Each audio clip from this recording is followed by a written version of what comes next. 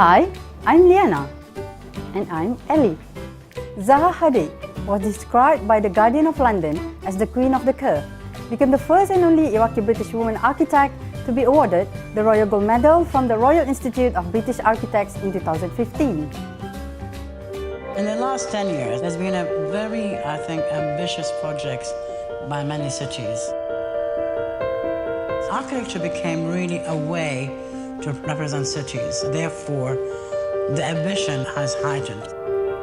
But have you ever wondered how architects work?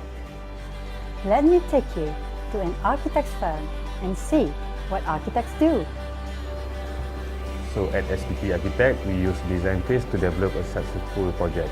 In order to build a successful project, the design process is divided into phases to ensure smart decision. This includes programming, conceptual design, schematic design, design development, construction documentation, construction administration, and project closeout. So the job of the architects has always been to provide a shelter from the elements. And what about the learning of architecture? With me is senior lecturer Encik Muhammad Hatta. Encik Hatta, could you tell us about Design 4 learning? Design 4 is a core and the most dominant subject in architectural course. We apply integrated design approach where all other supporting architectural subjects are normally organized to provide contribution towards Design 4 learning. To ensure effective learning, these students will go through design process just like the architect do in the real world. In this video, we are going to experience how Design Studio serves as a setting for experiential learning through embedded activities such as case and problem-based studies, guided inquiry and simulations to keep in pace with the rapid changes. These students from Semester 6 Diploma Architecture program were given the task to design a homeless shelter in Ipoh. In this project, students will develop their knowledge, skills and values from direct experiences outside a traditional academic setting. Now, what are the requirements that these young designers have to fulfill? Their design must meet the needs of this temporary disadvantaged population. The design should create a conducive tension shelter that could provide the much needed communal temporary relief for the homeless. It should also provide good comfort, easy and low maintenance, good usage of sustainable building materials, environmentally friendly and low energy, durable and capable of lasting. How do these students figure out the needs and find solutions to design problems? Initially, to enable students to understand the context of the proposed building, they were given a real site. Students conduct site inventory, present the site study, and discuss the site's potentials in groups. At this stage, they studied the compatibility at the site.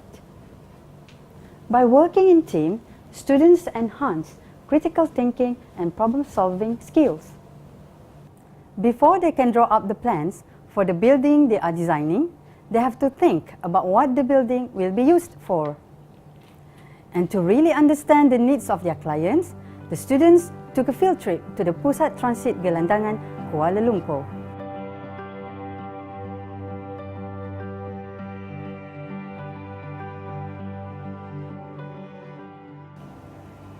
By doing the precedent study at Pusat Transit Gelandangan, they see, feel, touch, and walk through something similar to what they are designing. They observe how the homeless are using spaces and experience how different spaces feel. They interviewed the patrons of the shelter and learn more about social issues, the root causes, and potential solutions. Malam hari saya tidur tak tentu lah, tidur dekat luar lah.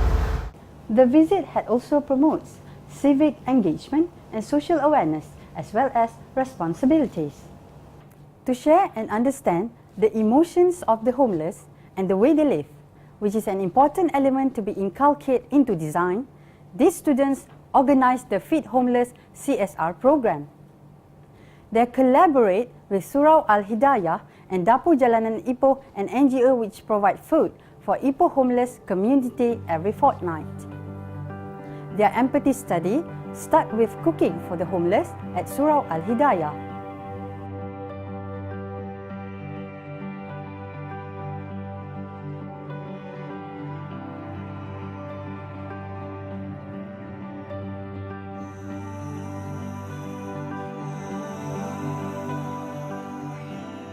Then, they immerse themselves as volunteers to feed the homeless at Medan Selera, Datuk Sago, Ipoh.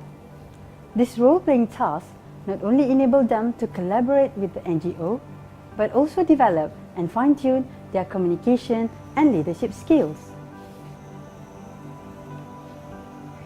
The event also gives them opportunity to meet interesting people and expand networks. Furthermore, they also build connections that can potentially lead to future employment. By running and managing the event, students recognize their own integral role in the growth of their community. Next, let's go to Creativity Land, where the students have to create something from their own imagination in response to the problems given. They have to address all the issues and figure out what is beneficial for the homeless, and taking into account the basic architectural design considerations. All information gathered will be analyzed and evaluated, compared and contrasted to generate possibilities before they can come up with design options. At this phase, students develop ideas through architectural sketches, scale drawings, and models. The design process enhances their critical thinking and problem-solving skills. To prepare students for a more complex life and working environment, 21st century skills has been combined with traditional studio methods. Technology, such as e-learning, is incorporated into the studio experiences. Knowledge of design is communicated to the student through critics in studio. Tacit knowledge is passed on. Architects were invited during the final critics session to share new perspectives and give insights to students. Critic sessions enable students to develop their abilities to communicate design concepts to the audience and to learn through giving and receiving constructive critique. The experience of designing the homeless shelter has promoted and inspires learning. The design project also focused on the application of the curriculum in an authentic learning experience, as well as on development of 21st century competencies, including skills and knowledge in collaboration, communication, critical and creative thinking, and also problem solving.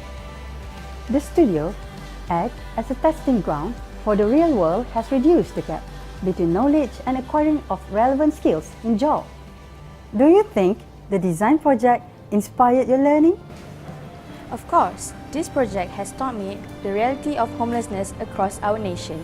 The way that they live, there's no shelter, there's no safety, and there's no privacy. According to Malaysia Education Blueprint, higher education, there will be an increase in demand for an additional 1.3 million TVET workers by 2020. In the 12 National Key Economics Areas, NKEA identified under the government's Economic Transformation Program, ETP.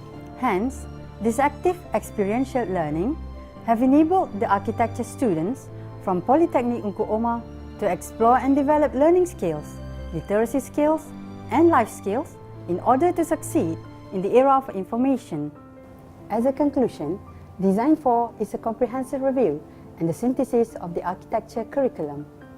The course is designed for students to work on complex projects independently and develop leadership skills in team settings. Wow, that's very interesting, Ellie. Hopefully, this video has given some insight on Design 4.